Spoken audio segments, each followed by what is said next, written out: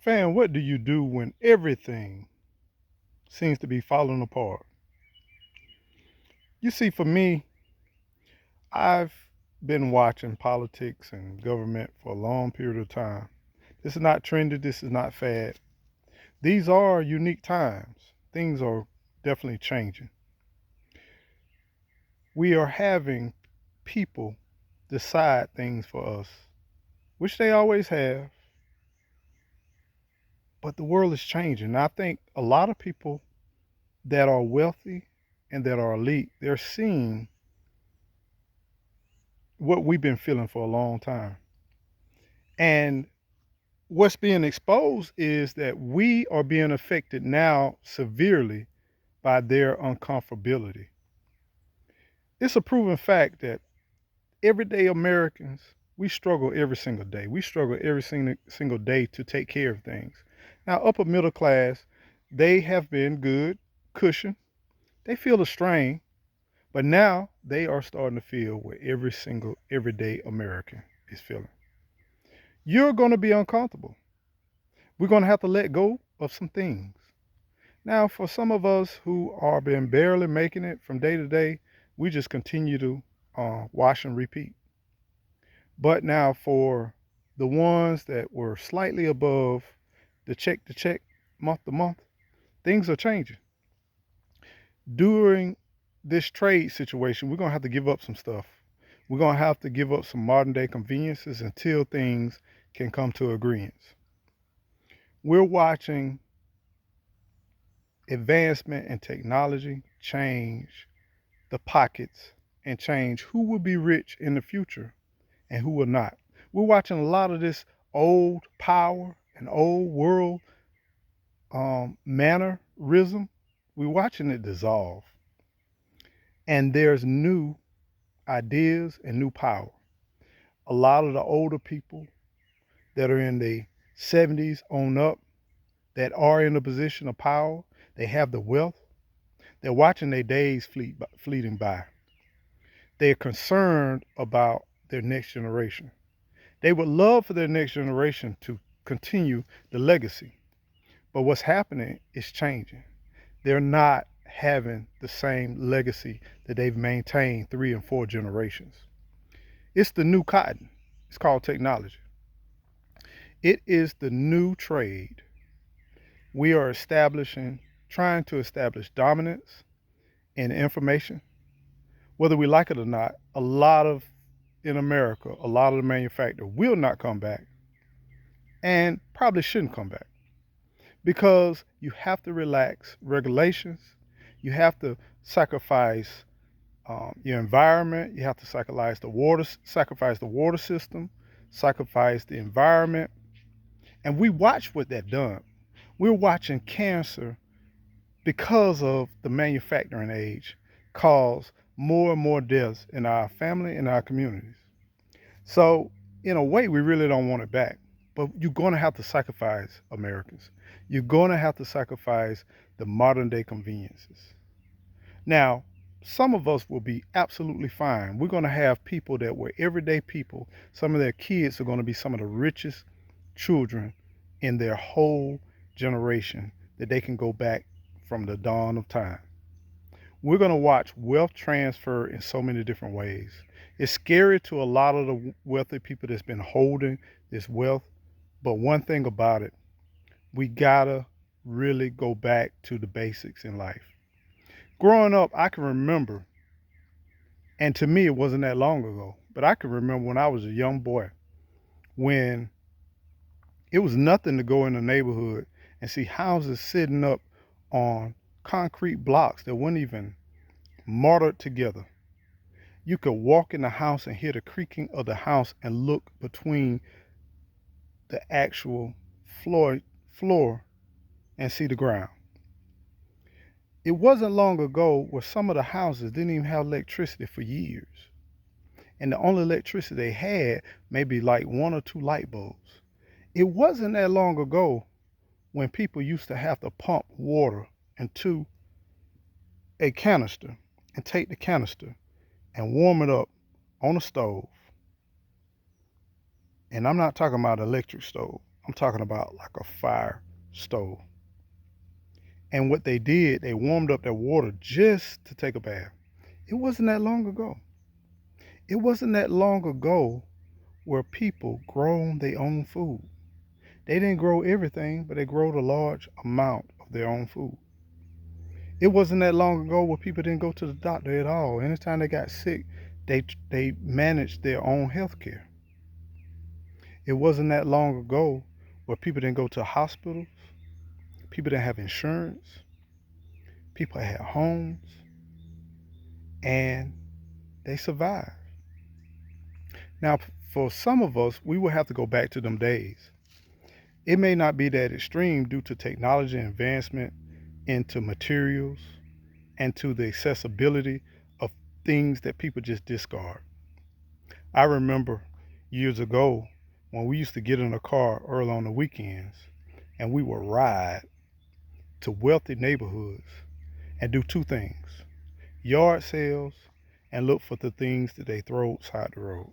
And we would thumb through it, look through it, anything that we can gather, we would take it and bring it back, and it was just like it was new. It wasn't that long ago. But now we have everything in place where a lot of those things will become very challenging. Now we have trash pickup. They got rules. They got HOAs. You can't go in certain neighborhoods. You can't. They can't discard things. You know, sometimes you can't even go to apartment complexes. Long time ago, I remember when we would go and travel to a city that had military bases, and we would go to apartment complexes because we know people would be deployed and they would discard a bunch of stuff, and we would go through the dumpsters. I remember it wasn't that long ago when me and my uncle would go down to the dump. We would dump our trash, but before we dump our trash, I was excited to go and pillage through the dumpsters or alongside the dumpsters. People used to, instead of just throw it in the dumpster, if they knew it was in good shape, they used to go and just put it next to the dumpster.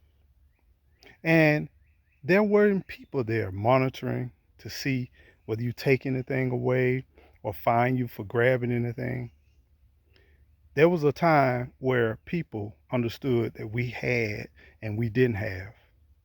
But guess what? The things that we obtained, whether it was hand-me-downs or second use, we didn't go to Goodwills because there weren't Goodwills in these elaborate, beautiful buildings or in shopping centers with these overpriced. There wasn't pawn shops all over the place. There was a time when you used to could ride through neighborhoods or ride through areas that often discarded or even the dump where you would go shopping. There was times where you could go in restaurants and they actually had not prepackaged meals, but they actually used vegetables. They actually used places where they obtain local produce from the local farmers. The grocery stores used to have local producers and local farmers. So there was a lot of things that could maintain its longevity on the shelf. And there was a time when you could go to the produce manager at the store and ask them, do you have cases of different produce that may be getting maybe a little old, but it's not bad? And we used to buy that. Times have definitely changed, my friends. The difference is this go around as we go through these challenging situations. A lot of these entities and a lot of these things are not in place. So it's going to be a little bit more challenging. We're going to have to be creative, just like we've done in the past. We're going to have to come up with some solutions. We can't wait on any government entity to provide for us, to supply for us. This is the time when we have opportunity to put things in place that we can survive and be thinking about things while things are calm and things are cool. Because God forbid if we have a disruption in our local economy and our resources with obtaining basic needs, where basic needs will become so extremely high and so challenging to obtain that we will have to go back to those days without those opportunities. Because Even long time ago, we could get in a car and go in the country before they sprayed right-of-ways with Agent Orange and all these um, things that kill vegetation. There used to be a time where you could get in your car, a bunch of kids could get in the car and they could take a country ride. Because I remember my great aunt would pile us up in her old Dodge Satellite, and we'll go and we'll hop in the car. Where we didn't have seat belts. Yeah, we sat in each other's laps, and yeah, we were all packed and piled in there. But there was the country rides that we could pull to the side of the road and get wild, beautiful plums, blackberries, scup-nuts, or scup-nut vines, and we could peel up the little grapevines and peel fruit and get fruit. Even wild peaches, wild fruits. We could do that some weekends during the summertime. Wintertime, we would do the same thing. Go find places that was empty, places that grew pecans or pecans, however you want to say it. And we would get our bags and we would just pick up pecans. Some we would eat and some we would sell. It used to be a time where we didn't have all these signs, no trespassing signs, no fishing signs, none of these HOAs, none of this stuff, where even the poor could eat the scraps of the wealthy.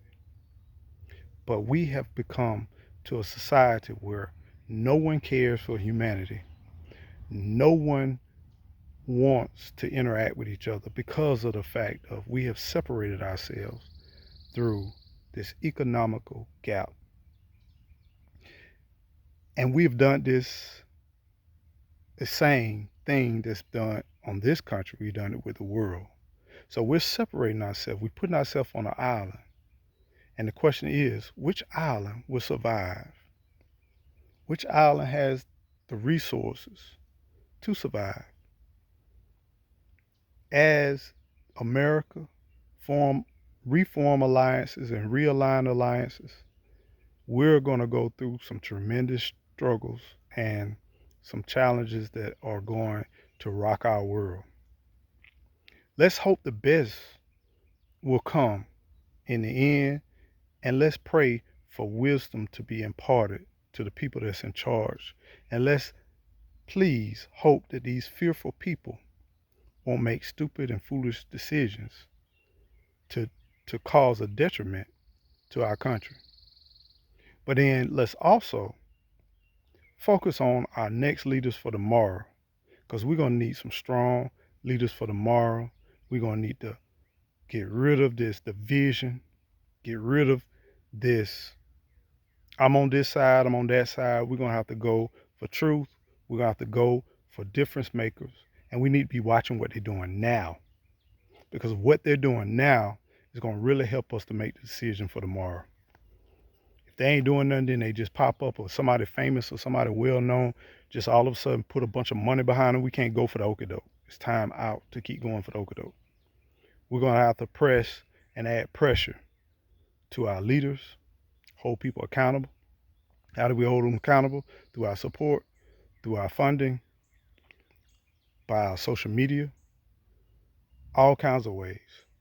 But we can make a change. But we're going to first have to start with the change with ourselves in our own local communities.